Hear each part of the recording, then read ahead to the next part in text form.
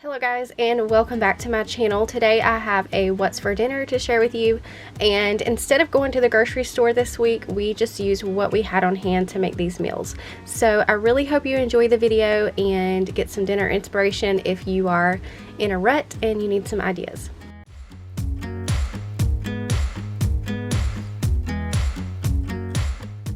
So this first one is Taco Bell inspired. I wanted to make something like their Crunchwraps. I didn't do it exactly how they do theirs, but it was my inspiration for this meal. So I started by browning up a pound of ground beef.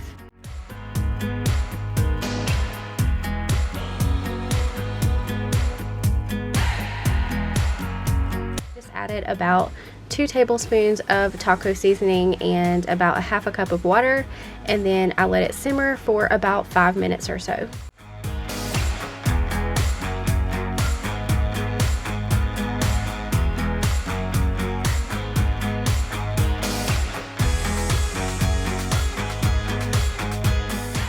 To go with our Crunchwraps tonight, I decided to heat up a can of refried beans, and so I'm just getting those into a pot and I'm gonna let those be heating through.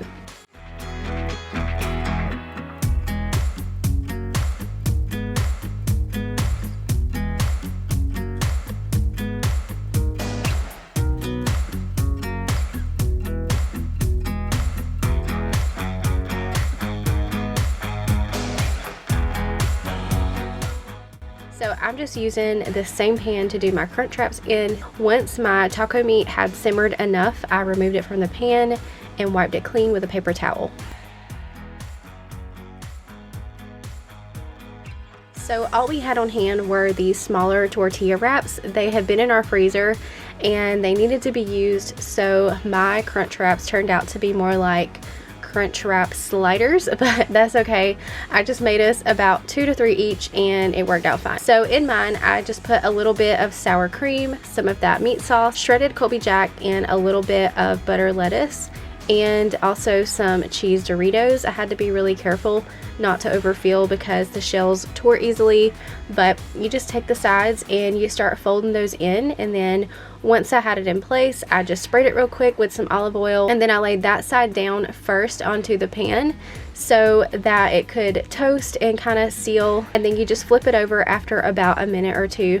I'm sure there's a better way to do this, but this was my first time making these. I think next time it would make more sense to spray my pan and then lay the Crunchwrap down, but yeah, I was just doing my best. But this was the final product. The kids pretty much just ate meat and cheese in theirs, so I did do theirs a little bit different. But on my plate, I have a little bit of salsa for dipping and the refried beans. These were really good. I just wish that my tortilla shells had been bigger, but overall it was a winner. Before we get into the next meal, I did want to share these Caraway pots and pans that you're seeing in this video. They have made me so excited to cook. I made sure to film the unboxing so I could show you how nicely packaged up they come. First off, we gotta talk about how beautiful they are. They are so gorgeous, but I know that when you are talking about cooking, beauty is not everything. So it's non-stick, but with non-stick you do have to be careful of toxins. But with Caraway, their cookware is actually 100% non-toxic, as it's made with ceramic. They are Teflon, lead, and cadmium free, and they can be used on gas, electric, and induction stovetops. So they send a complimentary organizer that's actually magnetic. How cool is that? But this makes storing them away really easy, and I think I was probably most excited about this part. But they come with a cloth storage piece to hang on the inside of your cabinet door for your lids to set in. So how cool is that? They come in several beautiful colors, but I did choose this terracotta color. With the proper care, I feel like this cookware is going to last me a really long time, if not my lifetime. I will be using it regularly, and I can update you guys more on how it holds up, but so far I'm very happy with it. It cooks great and it cleans up even better. So they did provide me with a link. I will have that in my description box, and if you shop through that link, you will get 10% off site-wide. So if you're interested, that will be down below. So moving into our next meal, we had spaghetti night. If you watched my last video, you did see me make this already, but I'm gonna be making my own pasta sauce. I normally just use jarred, but we were out and this was just as easy to make. So To my pan, I'm adding a traditional size can of tomato sauce, diced tomatoes, and a small can of tomato paste, and I'm just going to mix that all together. I pretty much just eyeballed this. It's all according to getting that taste just right, but I'm just going to tell you about how much I think I used. So I started by sprinkling in about a tablespoon of dried minced onion and 2 to 3 tablespoons of garlic powder, about a tablespoon of Italian seasoning, a tablespoon of dried oregano, a tablespoon of dried basil, some salt and pepper, and then I added about a good tablespoon of brown sugar, but I did go back and add a little more later, you'll see. But you just want to give that a stir and let it simmer. I think mine simmered for about 30 minutes on low, and then you can come back and taste it and see what it needs, and then add more of whatever you think that it needs. But I actually made this the night before, so that all I had to do the next night was brown the meat and boil the noodles.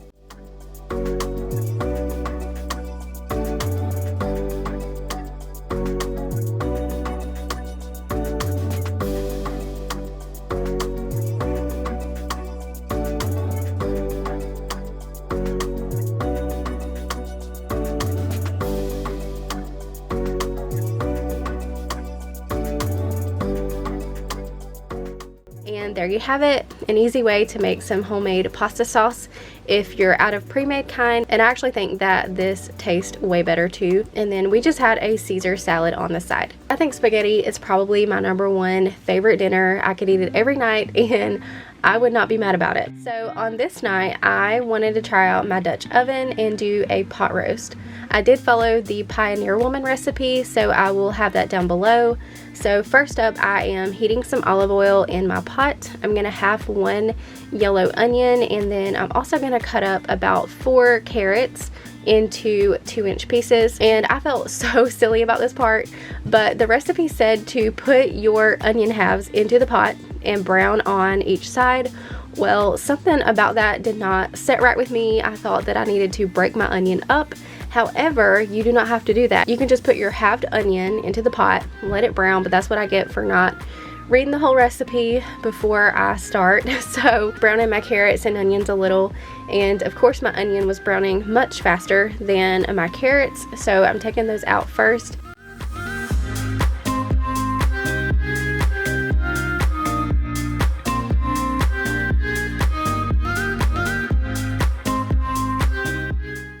Once the veggies are removed, it's time to sear the roast. So I'm just adding a little bit more olive oil to my pot, and I'm using a shoulder roast. This was the only roast in the freezer, but it cooked up just fine. So I am seasoning both sides with a liberal amount of salt and pepper, and then it will be ready to sear. I've got my heat turned up to about a medium-high heat, and I'm just searing that on all sides for about 2 to 3 minutes.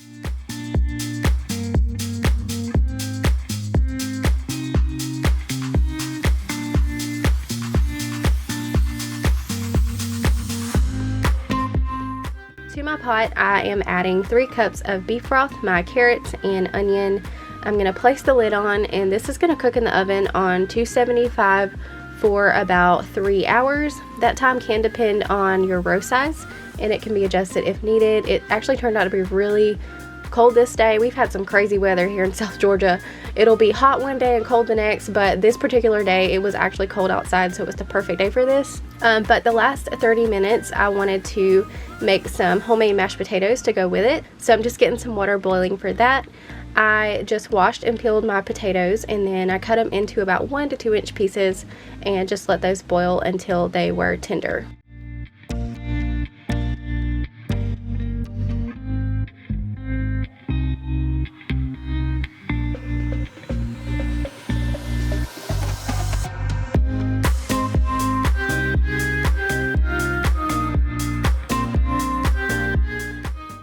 So here's my roast. I just removed the meat and veggies from the pot onto a serving platter.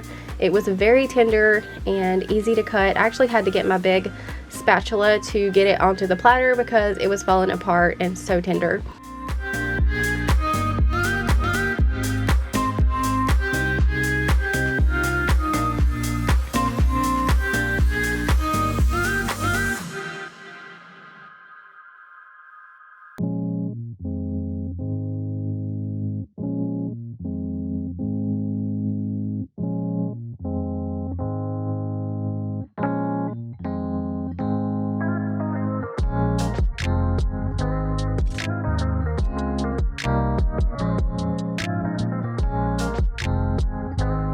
and I could not let that juice go to waste, so I'm adding a little cornstarch and water slurry to it to thicken it up to make a gravy.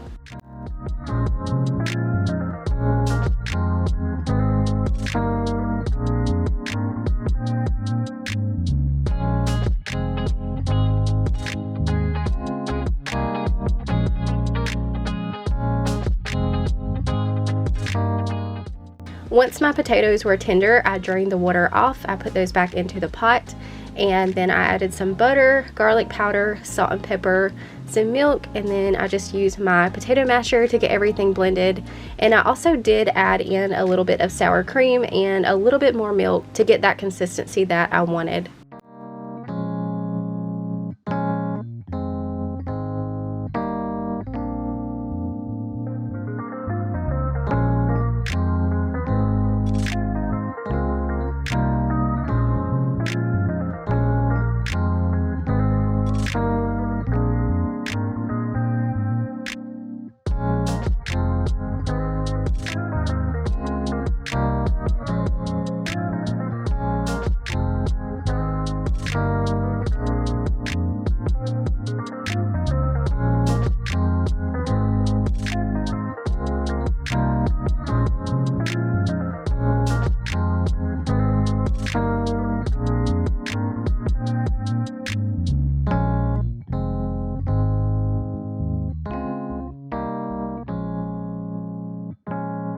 But this is what it looked like all plated up. I'm really glad that I decided to do the gravy out of the juice. It really made everything pop, but once again, I will have the roast recipe in the description box down below. So the last meal I'm going to share, this is what I make when I need to cook, but I don't feel like cooking, if you get me. So we're gonna do breakfast for dinner. It's actually another favorite meal of mine. I could eat it 24/7. So here in the South, we like to eat grits when we are cooking a breakfast meal. It's a 4-to-1 ratio, and I've doubled here, so we would have enough. So I've got about 8 cups of water, and I'm gonna add 2 cups of grits, and you do want to salt your water really well. I usually liberally salt, and I still have to add more once they're done. I just haven't quite gotten that down yet, but I like to use a whisk to break up the lumps, and these are going to cook in the microwave for about 20 to 25 minutes. I really like that method because they don't have to be babysat. You just put them in there, hit the timer, and they come out perfect. While the grits are going, I am going to get some sausage into the skillet. I'm using smoked rope sausage, and I'm going to cut that into about 1-inch rounds.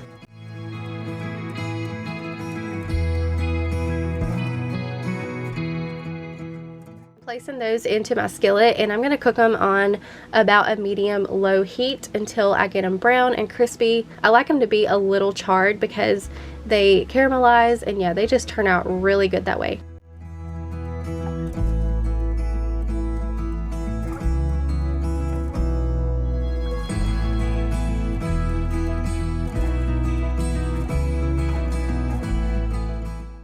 Totally not healthy, but with that remaining sausage grease there, I'm gonna fry my eggs.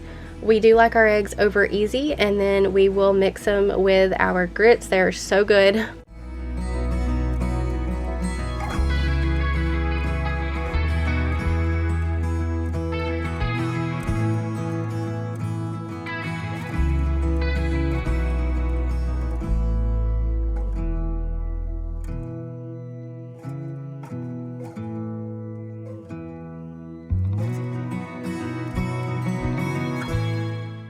Once my grits were done, I added some butter and gave those a stir, and they are ready.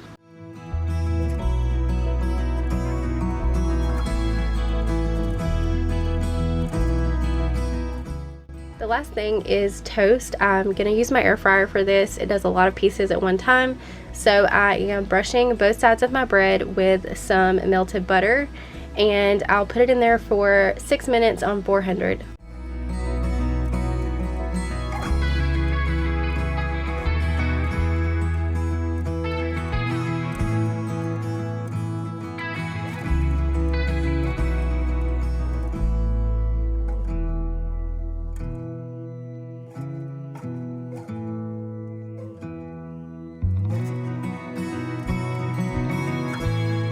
So this was my plate. I wanted to show you what it looked like before I mixed my eggs with my grits. You can totally eat it this way. I just like to mix my eggs in with my grits. It's how I grew up eating it, and it's always been one of my favorite comfort meals. By the way, if you aren't familiar with grits, they are kind of like a cream of wheat and basically ground up corn. But that is going to complete this video. I really hope you guys enjoyed. Remember, if you would like some Caraway pots and pans, that link is down below, and that link will get you 10% off site-wide. Don't forget your butterfly emoji in the comments down below, and I'll see you next time. Bye.